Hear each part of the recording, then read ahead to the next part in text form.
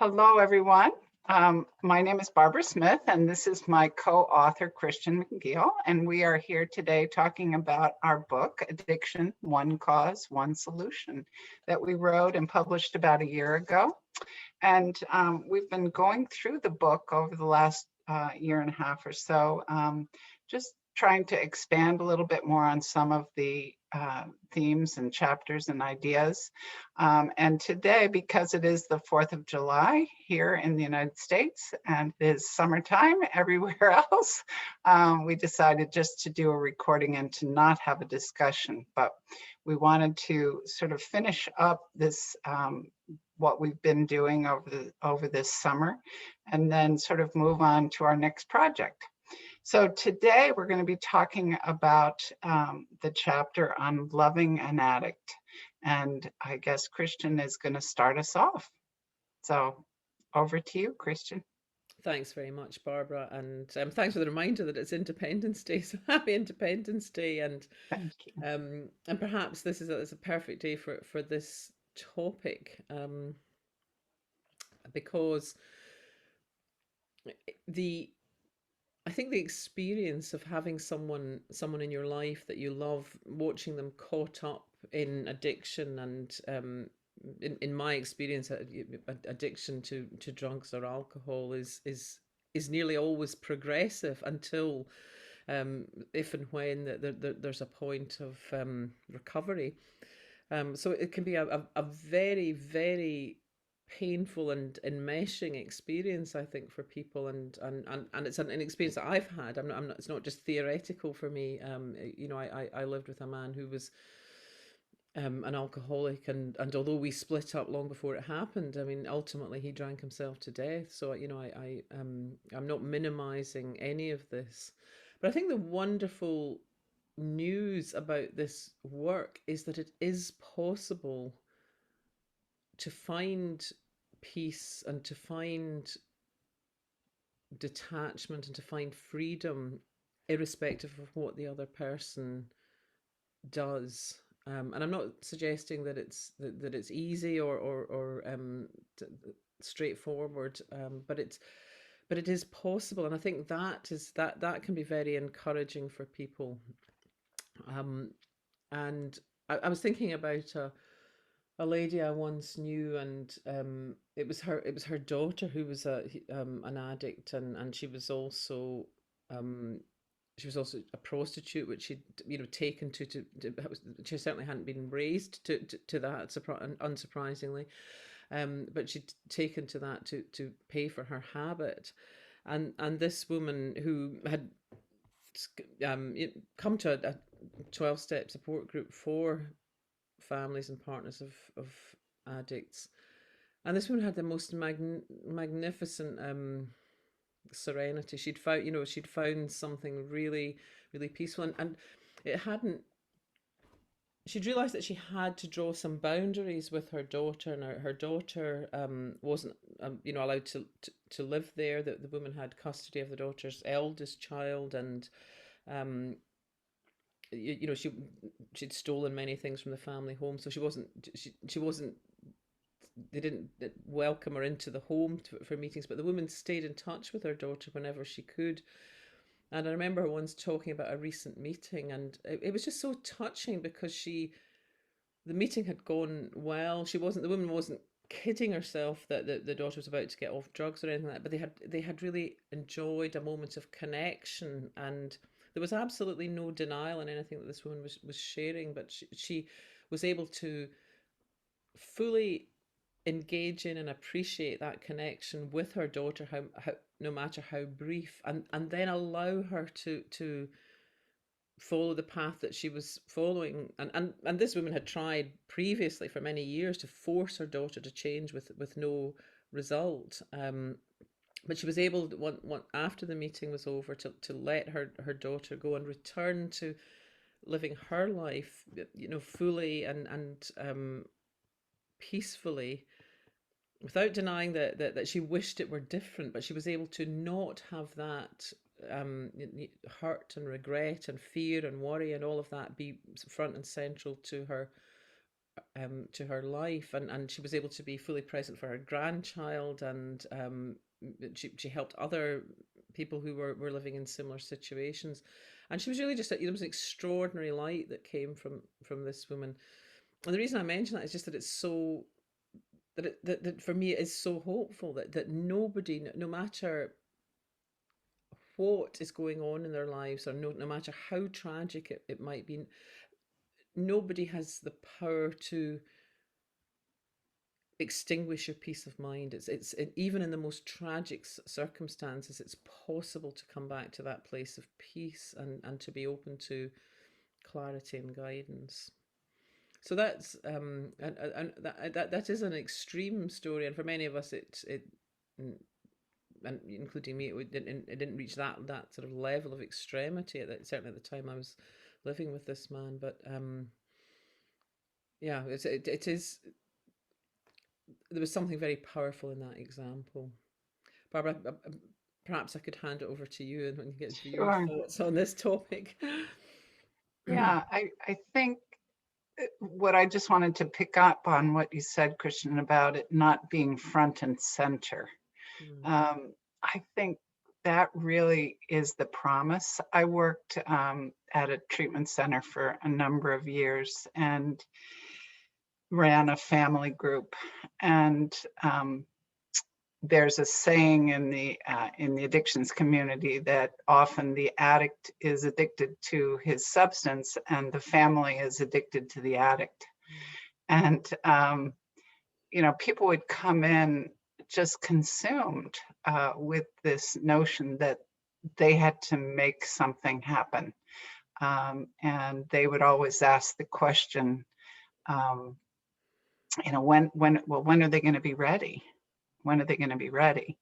When are they going to be ready? And I would say, well, I don't know. If I could tell you that, I could be very wealthy. We don't know when someone is going to be ready. But that idea that we have to make something happen that isn't ready to happen, sort of like, when is this rose going to open? Well, it's going to open when it opens.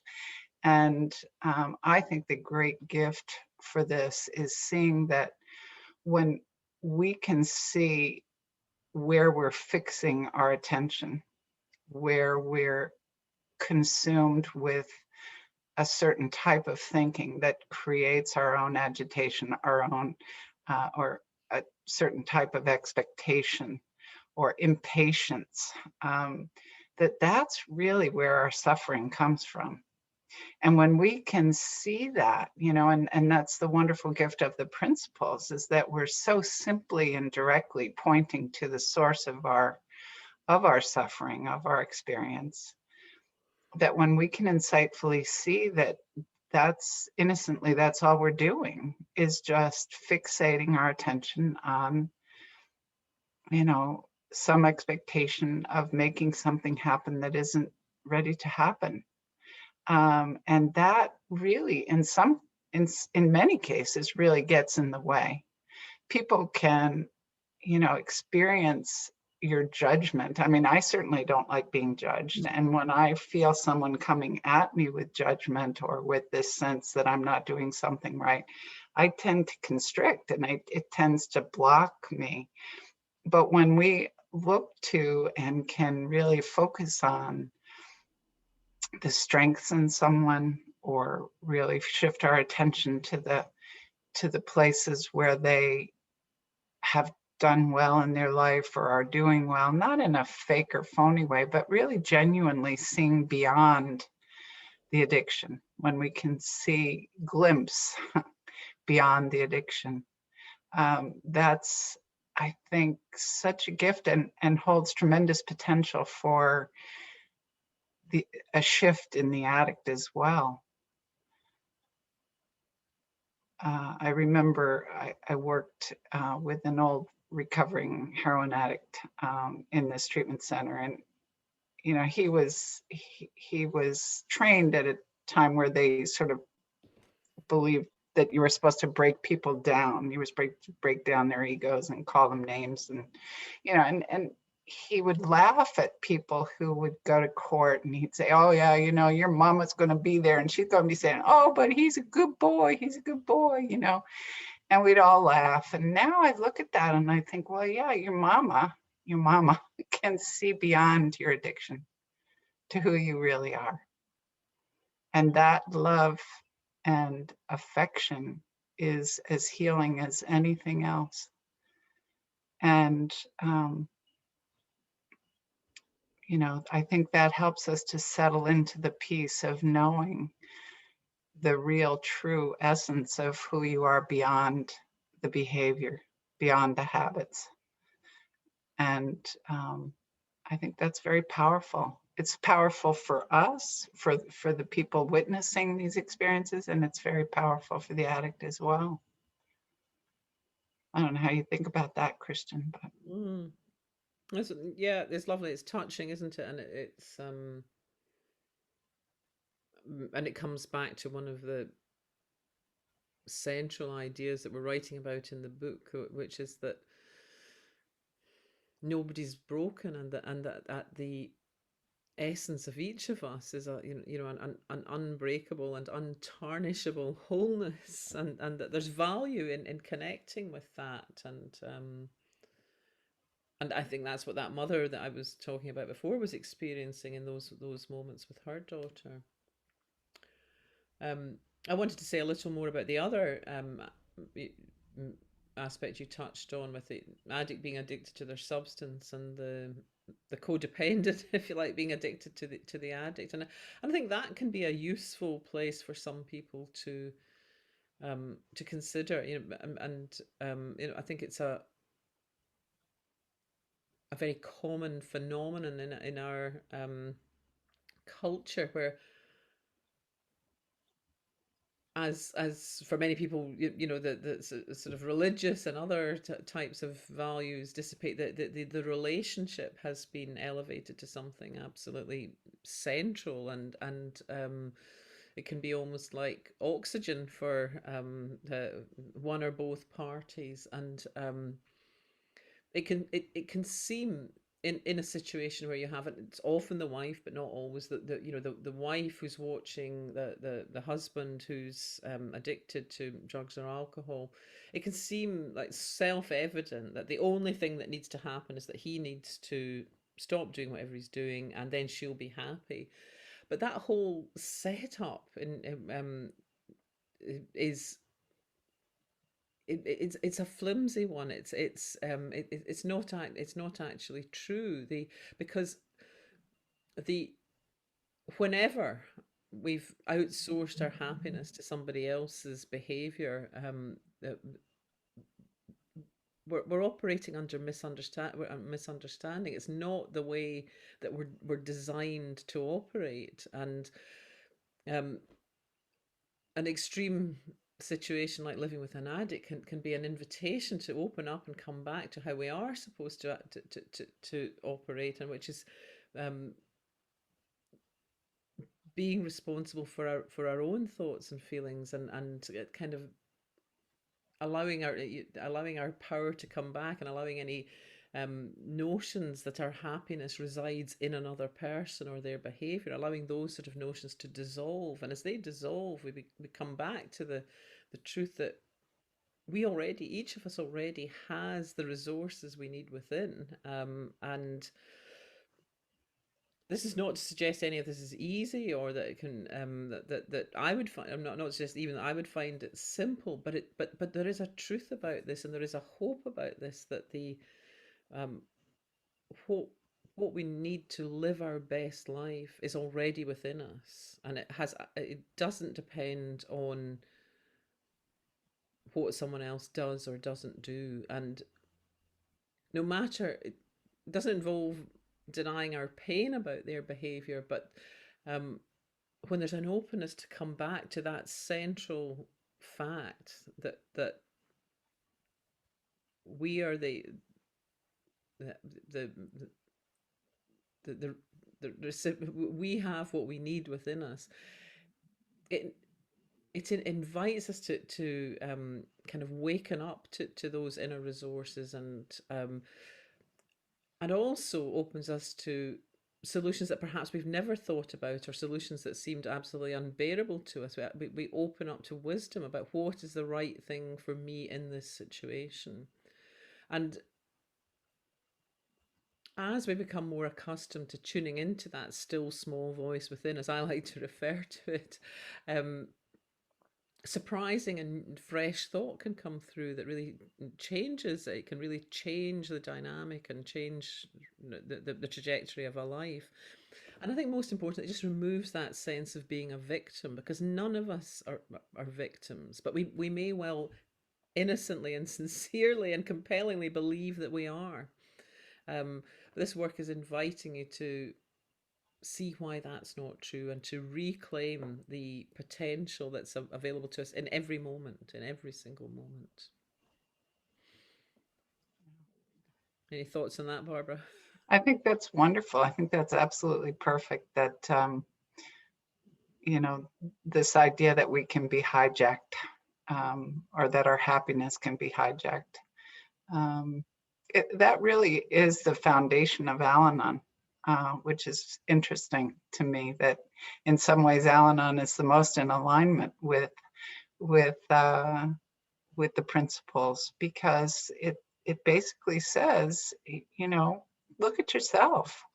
And now we're saying, well, now look at your thinking. Look at how your thinking is keeping you trapped in this illusion that you are a victim of, that your pain is being directly caused by the addict's behavior. And I really do see that when our minds are calm and they settle down, you know, the wisdom and insight in terms of creative, fresh thought that will help us, that will guide us to some really creative solutions. I mean, and there are some remarkably creative solutions people can come up with, um, and limits that need to be set, um, are just, you know, I think they just become so much more clear, and they, it's almost like you open up the flow that allows you to hear and see with so much more acuity what's really going on around you, rather than being caught up in the muddle that we get when we're fixated and our full attention is placed on what isn't, and what should be. That shifts completely. And again, it doesn't mean that it isn't painful at times. But I think, and I really loved what you said about that, it doesn't have to be front and center. It's almost like we can expand to have it all, that your heart can ache for the person who is struggling, and you will experience anger and frustration at times, and other times be able to move into a more peaceful and accepting place. And just to be able to live with that moving through us, rather than being fixed in this idea that there is no happiness until the addict is sober. Yeah. And that you could, you know, when people say, "Oh, one day at a time," I always say, well, 24 hours is a heck of a long time. If you had to stick, you know, bamboo shoots under your fingernails for 24 hours, I don't think you could stand that. But when you realize that these feeling states are ever shifting, and that the sadness or the despair will move through as your thinking changes, and as you reground yourself in the truth of this understanding, it makes the difficult times so much more bearable, to realize that they're passing. Yeah. Yeah. Yeah. I just another memory popped into my mind there of a doctor I used to work with, a woman doctor, and I remember her saying to me once, we were just chatting, and she said, of course, a mother is only ever as happy as her least happy child. This woman had four children. And there was something about that that struck me as a sort of bum note. And I couldn't articulate it at the time, but I thought, I'm sure that can't be right, because you're never going to be, someone's always going to have a problem. And it was after that that I stumbled across the principles and these ideas that we're talking about today. And I thought, and it became clear that in expressing a view like that, it sounds like it's an expression of caring, that and but the truth of the matter, as I now see it, is that the capacity to exhibit um, peace, to not be, full of hurt and resentment and fear and worry, to the capacity to ex, reside in our true self, in that place of, just peace of mind and clarity. It's also a tremendous gift to one's children, whether or not they're addicts, or anyone around. That's the best thing that you can do for them, as well as for yourself, rather than rather than being selfish or uncaring. It doesn't need to involve denial, but um I think there's something about giving oneself permission, and both in terms of enjoying your own life, but setting an example of something beyond suffering for everybody else that's in your life too. That has a ripple effect, I think. Yeah, and in a way, I think this is the opposite of denial. It Mm-hmm. isn't that you're denying what's going on. It's that you really are turning your attention to looking at the true source of your unhappiness or your suffering and waking up to that. And so, to me, that's the goal. And it with that ability to see ourselves and the world around us with more clarity comes great freedom, to know that we are never the victim of circumstance, and that we really truly are the creator of our experience of what's happening moment to moment. And that is the greatest gift. Someone asked me last year in a conference that they were doing, what was my superpower, and I said my superpower is knowing where my experience is coming from. And when we can offer that to families who are struggling with an addict in their life, that's a great superpower for them as well. Yeah, the superpower of freedom. Superpower of freedom. Yeah. Back to where we started, on Independence Day. Independence Day. Yeah. That's great. Is that a good place to leave it? Very good. Thank So you. we'll be in touch. We'll have our last conversation next month, uh, at least in this forum, and then we will be letting you know where we go from here. We have some ideas that we're sort of formulating and tossing around at this point, and we'll be interested to hear from all of you, what you thought about not only this conversation, but what your thoughts are about moving forward. So we look forward to hearing from you. Yeah, thanks very much. And if you do, feel free to post in the Facebook group. And thank you, Barbara. Great to see you again. Yes, you too, Christian.